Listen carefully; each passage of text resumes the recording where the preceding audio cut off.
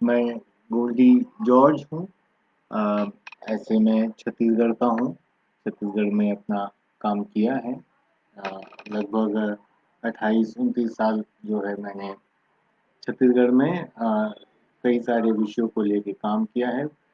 विशेषकर दलित और आदिवासी समुदायों के जो संदर्भ में जो जो बातें हैं, दलित आदिवासियों के मानवाधिकार के जो सवाल है, दलित आदिवासी के जो मूलभूत अधिकार के जो सवाल है, इन सभी संदर्भों को लेके विगत 28-29 सालों से मैंने काम करने का प्रयास किया है।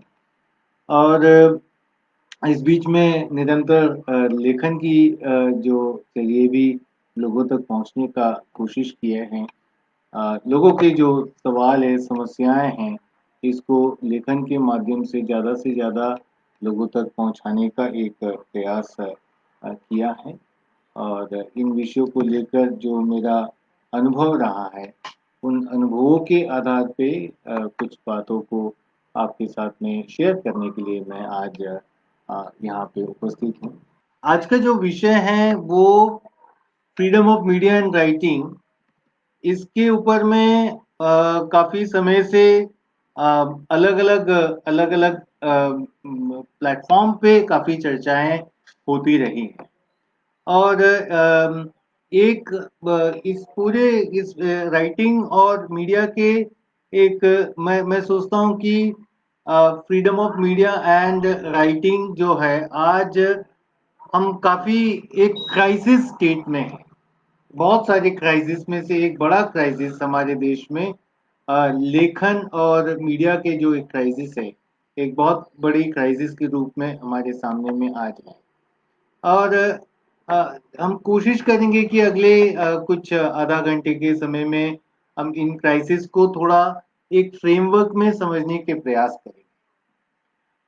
पहला ये है कि इससे पहले कि हम ये समझे कि हमारे देश के जो फ्रीडम जो का जो सवाल है, स्वतंत्रता का जो सवाल है, ये हमारे मूल रूप से फंडामेंटल राइट्स में ये शामिल है।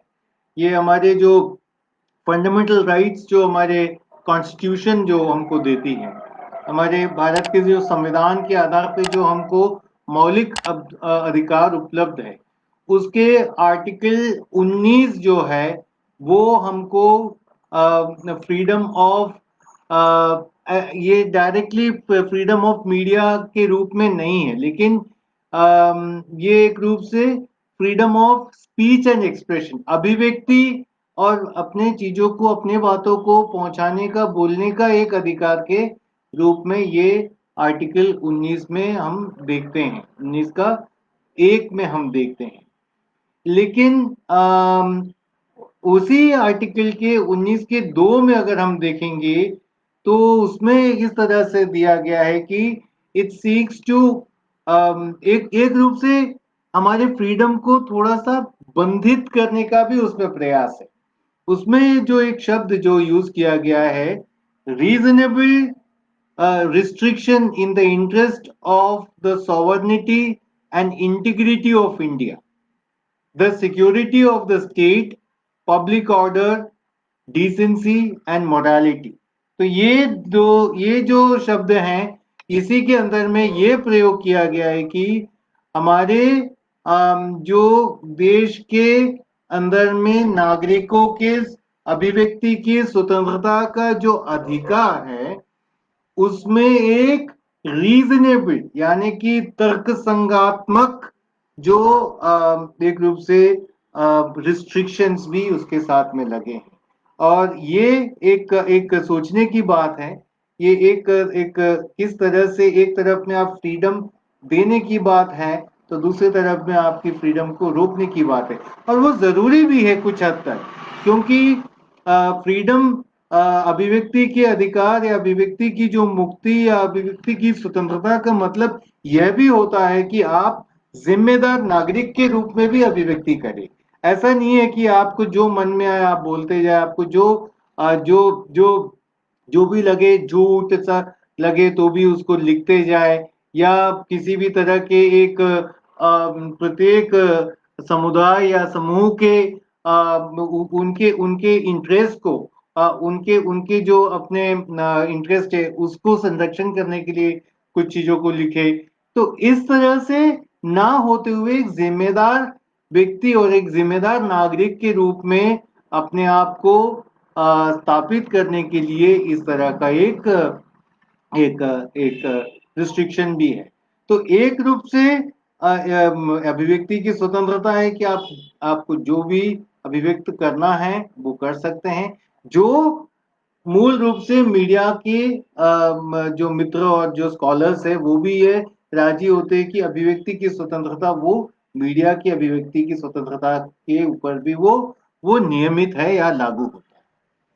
और दूसरी तरफ में जब हम देखेंगे भारत में यदि मीडिया है, जो मीडिया की जो फ्रीडम ऑफ मीडिया के ऊपर में अगर हम बात करें तो यहाँ पे हम जो क्राइसिस देखते हैं, हम we could see three fold crisis you know in our country.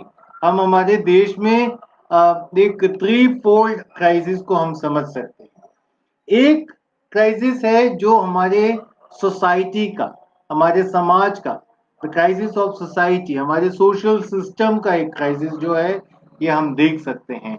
हम जिस इसके ऊपर में अभी इस विषय पे हम डिटेल डिस्कशन भी करेंगे। तो एक पहला जो मेजर क्राइसिस जो मैं देखता हूँ वो है द क्राइसिस ऑफ एक जो सोसाइटी का क्राइसिस।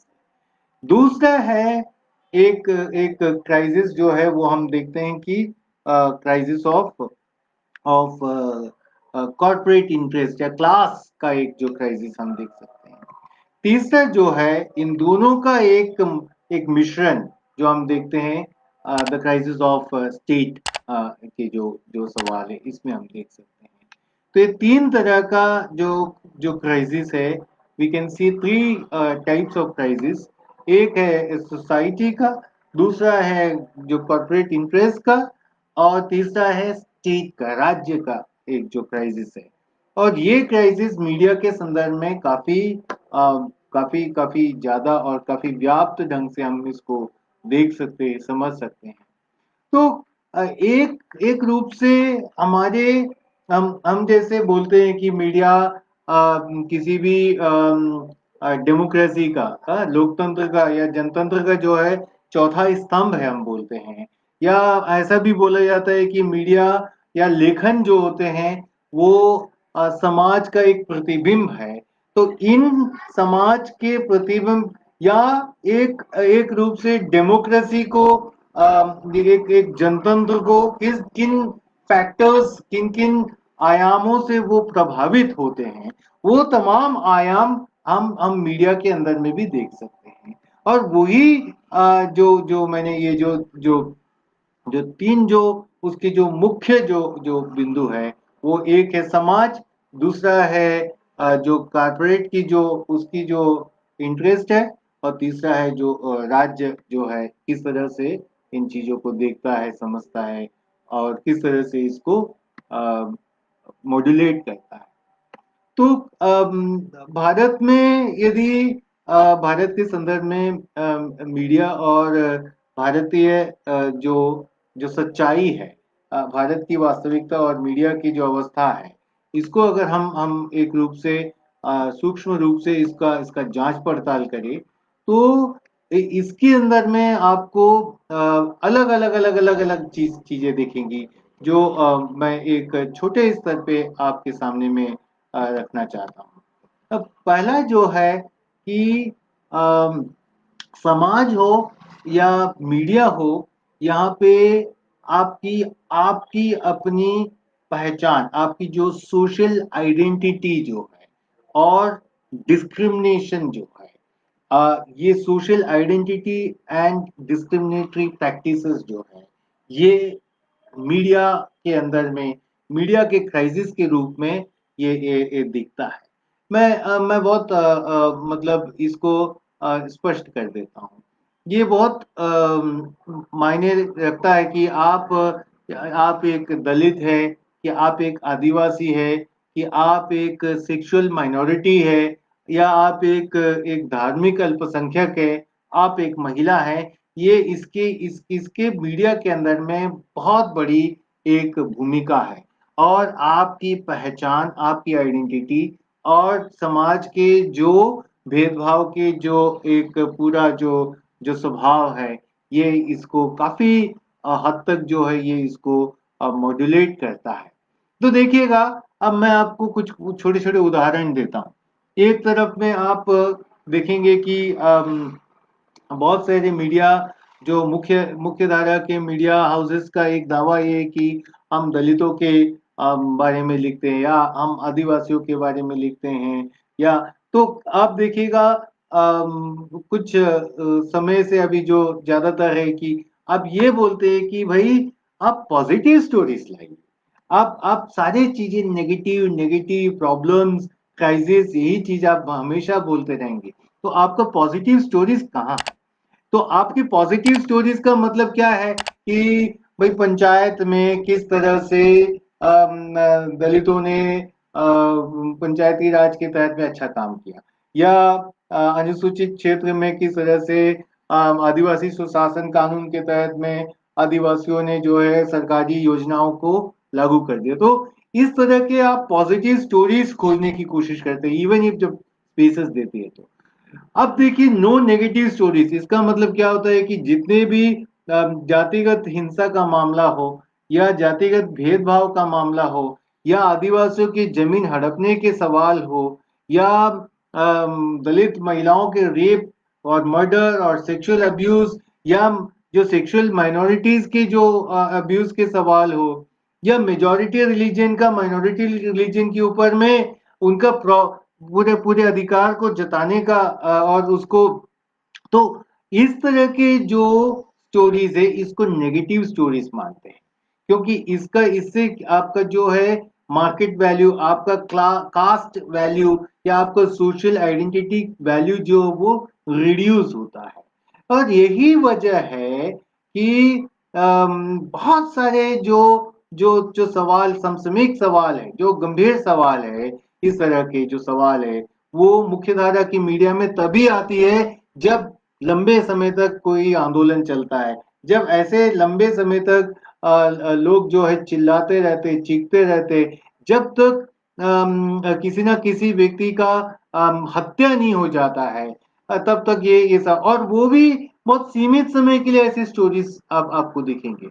ऐसे ऐसे स्टोरीज की जो जो लेंथ जो है, ऐसा नहीं है कि बहुत लंबे समय तक आप मीडिया में बने रहेगा। तो अभी जैसे उदाहरण से अभी हाल के ही जैसे कितने मीडिया घरानों ने ये सवाल को स्पेस दिया कि यहाँ पे आदिवासी और कुछ दलित समुदाय जो है ये कह रहे कि अगले आने वाले सेंसस में एक रिलीजियस कोड, एक अलग रिलीजियस कोड हमारा भी रखा जाए, चाहे वो सरना के बारे में बोले या कोया धर्म के बारे में बोले या सतनाम कोड की बात हो या आदि धर्म की बात हो। तो ये इसको कितने मीडिया हाउस ने पिछले एक साल में, अगर आप एक ये कर लीजिए, कितने की मीडिया हाउसेस में स्पेसेस मिला। और दूसरी तरफ में एक और बात है कि कितने दलित और आदिवासी मेन स्ट्रीम मीडिया के अंदर में काम कर रहे हैं, कितने दलित को वहां पे स्पेस है, और अगर स्पेस भी है तो कितने दलित आदिवासियों को कहाँ एडिटोरियल स्पेसेस में कहाँ जगह मिल रहा है। तो ये जब तक नहीं होगा तो ये सोशल आइडेंटिटी और डिस्क्रिमिनेशन मीडिया के अंदर में ही जो है वो बना रहेगा। और और अगर जो मीडिया, जो अगर एक विकल्प की मीडिया के रूप में जो एक मीडिया भी होगा, वो यदि इस तरह का कुछ चीजों को करना चाहे तो उसकी जो हर्ष है वही होगी जो मूल रूप से जैसे हमारे जो फॉरवर्ड प्रेस जैसे मीडिया हाउस का हुआ है, उसी तरह का हर्ष उसका भी होने वाला है। तो ये पहला जो मेरा जो मेजर पॉइंट है वो है कि जो आपकी सामाजिक पहचान और भेदभाव का जो जो पूरा व्यवस्था जो है वो आपके मीडिया के अंदर में भी घुसपैठ किया है। दूसरा ये कि कॉर्पोरेट इंटरेस्ट किस तरह से मीडिया के क्राइसिस को खड़ा कर रहा है। देखिए, कोई भी पूंजीवादी संस्थान, कोई भी कॉर्पोरेट हाउस जो होगा, उसका अपना एक विचारधारा है। उसकी विचारधारा यही है कि वो किस तरह से, किस हद तक जाके वो अधिक से अधिक लाभ कमाने पाए। प्रॉफिट जनरेटिंग इकोनॉमिक्स जो है उसका उसका उसका उसका बैकग्राउंड रहता है। तो कैपिटलिज्म, पूंजीवाद किसी भी जमाने में, किसी भी युग में या किसी भी स्वरूप में, अभी हम उसके बहुत सारे अलग अलग स्वरूप को हम देखते हैं, किसी भी स्वरूप में जो है वो उसका उद्देश्य यही रहा है कि किस तरह से लाभ या किस तरह से पूंजी का जो बढ़ोतरी जो है वो अपने से करने पाए। और यही चीज आपको मीडिया में भी दिखता है। देखिए, बहुत से मीडिया घरानों का यहाँ पे तमाम प्रकार के इंडस्ट्रीज में इन्वेस्टमेंट है। तमाम प्रकार के पावर इंडस्ट्री में, माइनिंग इंडस्ट्री में, कोयला की इंडस्ट्री में और तमाम चीजों में ये है। कई मीडिया घराने तो इन्वेस्टमेंट नहीं, डायरेक्ट यही काम कर रहे हैं। हमारे यहाँ पे एक छत्तीसगढ़ में अगर देखा जाए तो डीबी पावर प्लांट है। तो ये डीबी पावर क्या है? वही डीबी पावर है जो डीबी अखबार निकालते हैं। तो डेफिनेटली आप उम्मीद नहीं कर सकते हैं कि जिस जिस जिस जिन घरानों का इस तरह के पावर प्लांट में, इस तरह के कोयला खदान में, इस तरह के एल्यूमिनियम के इंडस्ट्री में, इस तरह के लोहे के इंडस्ट्री में जिसका अपना पूंजी निवेश होगा, उससे आप ये उम्मीद नहीं कर सकते कि आपको किसी भी रूप में कोई भी स्पेस आपकी कहानी को मिलेगा। ये उम्मीद कैसे किया जाए? तो ये दूसरा एक जो क्राइसिस है। और अगर आप ये कोशिश करेंगे कि कुछ लिखा जाए तो आपके आप आपके या ऑल्टरनेटिवली वैकल्पिक तरीके से आप लिखा जाए तो डेफिनेटली आपके ऊपर में बहुत बड़ा क्राइसिस आएगा, बहुत बड़ा आपके ऊपर में तूफान मचने वाला है। तीसरा जो क्राइसिस जो है वो है राज्य के जो इंटरेस्ट है, राज्य का जो स्टेट की जो इंटरेस्ट है, उस इंटरेस्ट को वो इंटरेस्ट किस तरह से मीडिया में रिफ्लेक्ट होता है। देखिए, अभी जो है, अभी हमारे देश जो है एक संपूर्ण रूप से जो है एक एक एक एक रूप से हिंदू राष्ट्र की ओर तो बढ़ ही रहा है, लेकिन एक सैफ्रोनाइज्ड हिंदू राष्ट्र के निर्माण की बात हो रही है। केवल एक हिंदू राष्ट्र की बात ही नहीं, बल्कि एक एक एक विशेष रीति के हिंदू राष्ट्र और एक विशेष रीति के पूंजीवाद, मतलब ये दोनों हैं। एक विशेष रीति का पूंजीवाद और एक विशेष स्वरूप का जो राष्ट्रवाद जो है यहाँ पे खड़ा किया जा रहा है। इस पूरे खेल में, खेल के सेंटर में एक व्यक्ति है, उसका पार्टी है, और उस वो पार्टी की जो माता कहे जाने वाली जो संस्था है, उसको यहाँ पे एक आइडियल संस्थान के रूप में मान्यता मिला है। हिंदुत्व जो है इस देश की लाइफलाइन बनाई जा रही है। यहाँ राम मंदिर जो उसके शिलान्यास के जो कहानियां है जो है बहुत ज्यादा मीडिया के सामने में ये बन रहा है। और पूर्ण रूप से राज्य जो है, स्टेट जो है मीडिया के ऊपर में, खासकर इलेक्ट्रॉनिक मीडिया जिसका प्रभाव आजकल बहुत ज्यादा इंसानों के दिल और दिमाग पे होता है। तो स्टेट कंट्रोल्ड मीडिया और स्टेट कंट्रोल्ड, अभी जो बातें जो हो रही है पिछले सप्ताह 10 दिन से, स्टेट कंट्रोल्ड सोशल मीडिया की बात है। जिस तरह से फेसबुक और व्हाट्सएप की जो बात है, इसमें स्टेट कंट्रोल्ड ही नहीं बल्कि corporate interest and state control की बात है। कॉम्बिनेशन देखिए, कॉर्पोरेट इंटरेस्ट और स्टेट कंट्रोल के साथ में किसका और इंटरेस्ट जो है, जिसकी इंटरेस्ट जो है, जिसकी हत्या की जा रही है, वो यहाँ के मूल निवासियों की इंटरेस्ट की हत्या की जा रही है, वो यहाँ के दलितों की हत्या की जा रही है, उनकी इंटरेस्ट की हत्या की जा रही है, माफ कीजिएगा, वो यहाँ के आदिवासियों की इंटरेस्ट की हत्या की जा रही है। तो एक रूप से स्टेट पूर्ण रूप से, पूर्णता जो है इस पूरे अभियान को जो है राज्य अपने अपने कंट्रोल में, राज्य पूर्ण रूप से अपने नियंत्रण में रखा है। और इतना ही नहीं साथियों, इतना ही नहीं है कि एक नियंत्रण में रखा है सोशल मीडिया को और इलेक्ट्रॉनिक या मेन स्ट्रीम मीडिया को, बल्कि फेक न्यूज को भी स्पॉन्सरशिप करते हैं। एक एक रूप से एक रूप से एक फर्जी न्यूज यहाँ क्रिएट करते हैं और उसको बहुत ज्यादा वायरल करते हैं। उसको सच्चाई एक मतलब एक झूठ को 10 व्यक्ति मिलके उसको एक साथ उसको एक सच के रूप में प्रेजेंट करते हैं। तो उसको पढ़ने वाला 130 करोड़ नहीं तो भी 100 करोड़ नहीं तो भी 50 करोड़ व्यक्ति के दिल दिमाग में उसका प्रभाव बहुत भयंकर रूप से होता है। तो स्टेट स्पॉन्सर्ड न्यूज ही नहीं, स्टेट स्पॉन्सर्ड राइटर्स, लेखक यहाँ पे बन रहे हैं, स्टेट स्पॉन्सर्ड जर्नलिस्ट यहाँ पे बन रहे हैं, यहाँ पे फेक न्यूज बन रही है, फेक जर्नलिस्ट बन रहे हैं, फेक राइटर्स बन रहे हैं। बाकी सच्चाई की जो बात बोलने वाले हैं वो सारे पिछवाड़े में चले जाएंगे। आप लोग में से अधिकांश लोग जानते ही हैं कि क्या हुआ है पिछले दिनों कैरावान के हमारे हमारे जर्नलिस्ट साथियों के साथ में क्या हुआ। 3 साथियों की कहानियां तो साथियों मेरे पास में बहुत सारे हैं। कैरावान के साथियों की कहानी है वो, या फिर वायर के साथियों की बात है। हमारे साथी जो वायर में जो जिस तरह से काम किया, जो स्टेट के इंटरेस्ट के खिलाफ, कॉर्पोरेट इंटरेस्ट के खिलाफ, या फिर सोशल जो डिस्क्रिमिनेशन को ब्रेक करने की जो जो जो कोशिश की है कैरावान और वायर जैसे।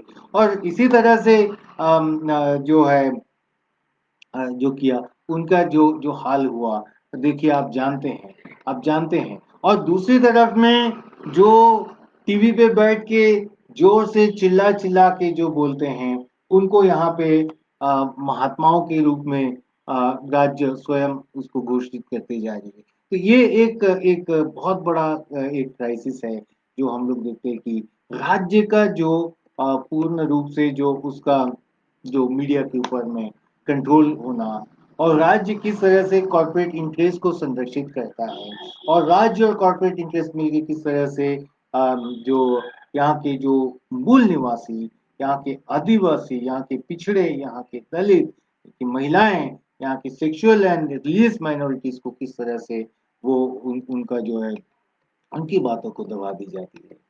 तीसरा चौथा एक जो क्राइसिस जो है, मैं समझता हूँ कि मेरे पास में और 5-7 मिनट होगा, मैं जल्दी से मैं अपनी बातों को मैं समाप्त करूंगा।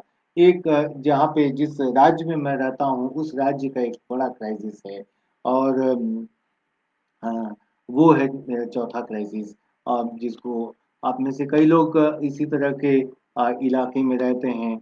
वो है एक मिलिट्री और पुलिस और उनके द्वारा क्रिएट किया गया क्राइसिस, और वो किस तरह से मीडिया में रिफ्लेक्ट होता है।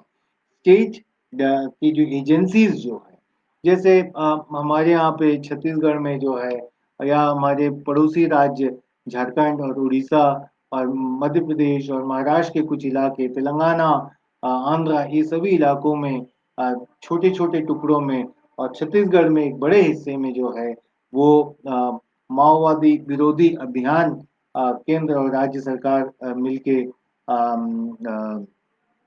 चलाते हैं। तो मुझे लगता है कि इस तरह के अवस्थाओं में स्टोरीज क्या बनता है, एक लेखक एक जर्नलिस्ट की भूमिका क्या है, ये सवाल बहुत गंभीर सवाल है।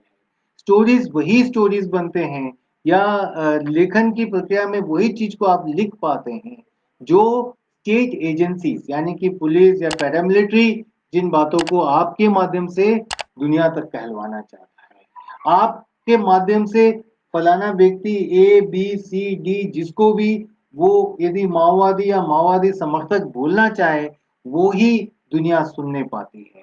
वो जैसे आप सभी जान रहे हैं कि हमारे तमाम साथी जो है अर्बन माओइस्ट के रूप में अभी अलग अलग जगह पे जेल में जो जो है। और उसी तरह से हमारे साथी सोनी सोजी जो है, उनको काफी समय तक जेल और उसके साथ ही जो है पुलिस कस्टडी में यातनाएं जो सहनी पड़ी थी, उस कहानी को तो मुझे दोहराने की आवश्यकता नहीं है। आप में से अधिकांश लोग इस कहानी को जानते हैं, सोनी सोजी की कहानी। सोनी सोजी एक न्यूज की आइटम नहीं है, quote unquote, she is not you know something that would make in news for the main stream media. क्योंकि सोनी सोनी तब तक मेन स्ट्रीम मीडिया में न्यूज न्यूज के लायक नहीं थी जब तक यहाँ पे बहुत सशक्त ढंग से ह्यूमन राइट्स डिफेंडर्स इसके खिलाफ में नेशनली इंटरनेशनली जो इन बातों को नहीं उठाए। तो ये आप इस तरह के जगहों पे जब जर्नलिज्म करते हैं, इस तरह की जगहों से जब आप राइटिंग्स करते हैं या मीडिया कर्मी के रूप में जाते हैं, तो डेफिनेटली वो हर्ष होता है जो हमारे साथी प्रभात का हुआ या मालिनी का हुआ, जो स्क्रॉल के कई साथियों का हुआ, इस तरह के जो जो ये हैं, और बाकी जो साथी जो है, बहुत से हमारे जर्नलिस्ट साथी को क्या बोलना चाहिए, देशद्रोही, एंटी नेशनल, एंटी स्टेट के रूप में कई सारे जर्नलिस्ट साथी को भी जो है पुलिस हिरासत में और जेल में ठूसा गया है। तो उनके ऊपर में यूएपीए जैसे दमनकारी कानून जो है उनके ऊपर में लागू किया जाता है। तो ये एक जो मैं चौथा जो क्राइसिस बता रहा था, जो मिलिट्री फोर्स का है, क्यों नहीं हम यहाँ पे लिख पाते हैं, इसके पीछे भी एक और जो कारण है, क्यों आज हम स्वतंत्र रूप से क्यों नहीं ये अपने आप को अभिव्यक्त कर पाते हैं। तो मुझे लगता है कि ये तमाम क्राइसिस जो मैंने जो ऊपर के तीन क्राइसिस जो आपको बताया है, वो क्राइसिस के साथ में एक और क्राइसिस है कि यहाँ पे जर्नलिस्ट भी काफी, या यहाँ पे राइटर्स जो है, जो वो उनके अंदर में भी काफी करप्शन आ गया है, माइंड करप्शन उनका काफी हो चुका है। जिस ईमानदारी से वो शुरुआती दौर में अपने अपने अपने करियर के आरंभिक दौर में जिस ईमानदारी और जिस निष्ठा के साथ में अपने प्रोफेशन के प्रति जिस जिस सशक्ति के साथ में जो अपने प्रोफेशन के प्रति वो ईमानदार थे, वो निष्ठा और ईमानदारी नहीं है। उनके अंदर में भी अभी काफी परिवर्तन आया है।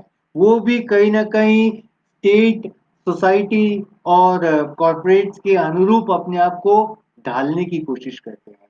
मैं कुछ समय पहले मैं नाम नहीं लूंगा, मैंने अभी कोविड के समय में जो अलग अलग तरह के जो क्राइसिस थे, उसमें से मैंने किसी एक मीडिया हाउस को मैंने एक 2 लाइन का मैंने पिच इन किया कि कोविड के क्राइसिस जो है ना केवल दलितों को, ना केवल आदिवासी को, ना केवल मुस्लिम्स को, बट ये क्रिश्चियंस को, जो माइनॉरिटीज है, उनको टारगेट करने का एक तरीका है, और इसके ऊपर में मैं कुछ लिखना चाहता हूँ।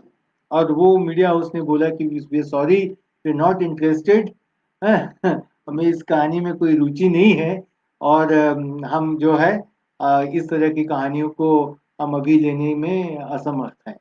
बहुत अच्छे प्यार से उन्होंने बताया। तो किस तरह से आपकी कहानियों के प्रति असमर्थता जताते हैं, और वो भी ऐसे मीडिया हाउस है जो एक रूप से कुछ हद तक, मैं बोलता हूँ, या कुछ ज्यादा हद तक ईमानदारी की जर्नलिज्म करने वाले हैं, लेकिन उनका भी यही रेस्पॉन्स था कि we are sorry, we are not in a position to entertain you at the moment. तो ये एक जो करप्ट माइंड करप्शन जो होता है, वो वो एक बड़ा सवाल है, बहुत बड़ा एक क्राइसिस है, जो बहुत सारे हमारे मीडिया कर्मियों के बीच में आया है। और इसके भी पीछे एक जो कारण है, वो मेरा छठवां क्राइसिस का जो रीजन है, वो ये है कि इन तमाम जो ऊपर के जो चार जो क्राइसिस है, उसके खिलाफ में हम कभी भी, उस देश में हम कभी भी, एक जनतांत्रिक देश में एक हम ये विश्वास करते थे, हमें मानते थे कि अम, हम तमाम जो लोग हैं यहाँ पे, हम लोग कहीं ना कहीं हमारा विश्वास था कि हमारा जो जो जो न्याय प्रणाली, जो हमारे जुडिशियरी जो है, इसमें वो न्याय संगत या न्यायपूर्वक उसका एक अप्रोच होगा। लेकिन हम पिछले अगर 20 साल को अगर हम एक बार देखें, और विशेषकर जो लास्ट 10 इयर्स को हम देखेंगे, तो हम ये देखते हैं कि जो जो सच्चाई के साथ में और जो ईमानदारी के साथ में जो लोग काम कर रहे हैं या जो लोग लिखना चाहते हैं, वो उनके साथ में अब जुडिशरी नहीं खड़ा है। उनको जुडिशरी की ओर से एक सपोर्ट नहीं मिलता है जो जो फ्रीडम ऑफ एक्सप्रेशन के तहत में है। और उसी समय में फ्रीडम ऑफ एक्सप्रेशन आर्टिकल 19(2) को जो है वो एक्टिवेट करते हैं। आर्टिकल 19(1) जो फ्रीडम ऑफ एक्सप्रेशन है, तो 19(2) जो है वो फ्रीडम ऑफ एक्सप्रेशन को इररेस्पॉन्सिबल एक्सप्रेशन के रूप में दर्शाते हैं।